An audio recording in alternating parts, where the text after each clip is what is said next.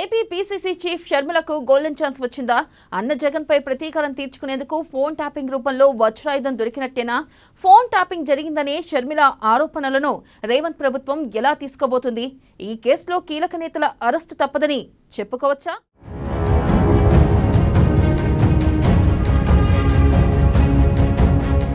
షర్మిలకు జగన్ పై రాజకీయంగా పగ తీర్చుకునే అవకాశం. తన మాటలు తనకే వినిపించారని ఆరోపణ. బలమైన కారణంగా మారిన ట్యాపింగ్ కేసు.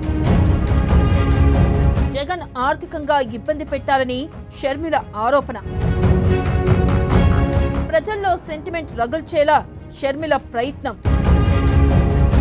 ట్యాపింగ్ కేసుకి ఏపీ ప్రభుత్వానికి లేని సంబంధం.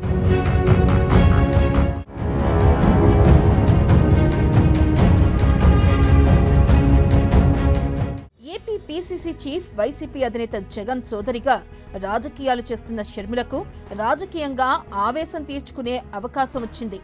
జగన్ పై మరింతగా రెచ్చిపోయే అవకాశం లభించింది. తన ఫోన్ను గతంలో ట్యాప్ చేశారని, తన మాటలను తనకే వినిపించారని ఆమె ఆరోపించారు.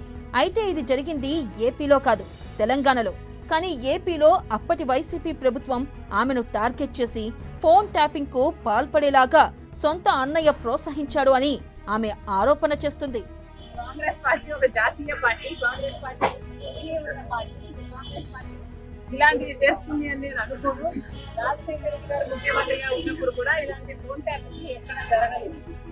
ఇప్పుడు జరుగుతున్నాయి. కేసీఆర్ గారు చేస్తున్నారు, రేవంత్ రెడ్డి గారు ముఖ్యమంత్రిగా ఉన్నారు కాబట్టే ఇది బయటకు వచ్చింది. కేసీఆర్ గారే గెలిచి కేసీఆర్ గారి అధికారంలో ఉంటే ఇది ఎప్పటికీ బయటకు వచ్చేది కాదు.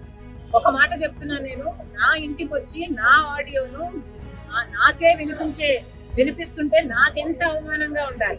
కానీ ఆ రోజు నేను ఏం చేయలేకపోయాను. కారణం ఏమిటంటే, వైపేమో కేసీఆర్ గారు తెలంగాణలో ముఖ్యమంత్రిగా ఉన్నారు, ఇంకో వైపేమో జగన్మోహన్ రెడ్డి గారు ఆంధ్రాలో ముఖ్యమంత్రిగా ఉన్నారు. నేను పోరాటాలు చేస్తూ ఎవరితో చేయాలి? ఈ ముఖ్యమంత్రితో చేయాలి, ఆ ముఖ్యమంత్రితో చేయాలి. అప్పటికే నన్ను తొక్కే ప్రయత్నాలు చాలా గట్టిగా చేస్తున్నారు. నేను ఎదగకూడదు అన్న ప్రయత్నాలు, నా పాదయాత్ర అయితేనేమి, నా పొలిటికల్ జర్నీ అయితేనేమి, నా ఉన్న ఇబ్బందులు అయితేనేమి, టూ మెనీ. అన్ని పోరాటాలు చేయలేను కదా.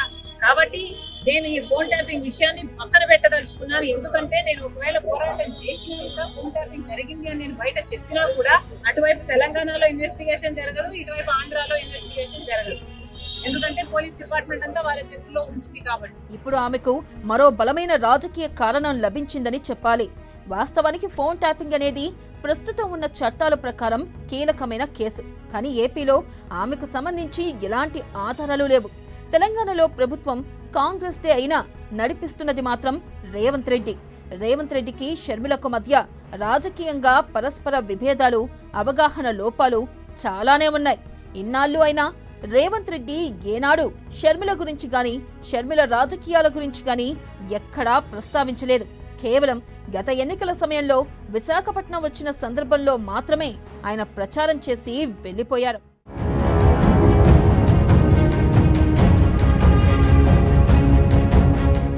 ఇప్పుడు కీలకమైన ఈ కేసును షర్మిలకు అనుకూలంగా లేదా ఆమె వాదనను బట్టి పరిగణలోకి తీసుకుని ఏ మేరకు ముందుకు తీసుకెళ్తారనేది చూడాలి.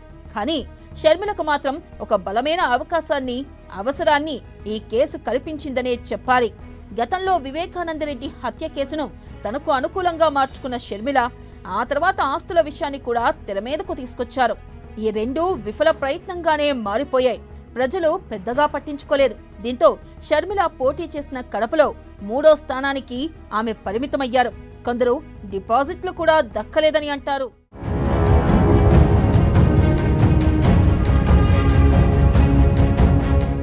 ఇప్పుడు ఫోన్ ట్యాపింగ్ కు పాల్పడ్డారంటూ ఆమె ఆవేదన చెందుతున్నారు.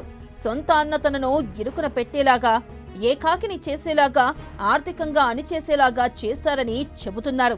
దీని ద్వారా మరోసారి ఇదే తరహా ఆవేశాన్ని, సెంటిమెంట్ ను ప్రజల్లో కల్పించాలని షర్మిల వ్యూహంగా కనిపిస్తుంది. అయితే దీనికి ఏపీ ప్రభుత్వం చేసేది ఏమీ లేదు. ఎందుకంటే కేసు ఏదైనా జరిగి ఉంటే అది తెలంగాణలో జరిగింది, తెలంగాణలోని గత ప్రభుత్వం చేసింది. ఏపీలో వైసీపీ నేరుగా ఈ విషయంలో జోక్యం చేసుకోలేదు. దీంతో ఏపీ ప్రభుత్వానికి ఈ కేసుకు సంబంధం లేదు. దీంతో షర్మిల ఏమైనా పోరాటం చేయాల్సి ఉంటే అది తెలంగాణకు మాత్రమే పరిమితమవుతుంది.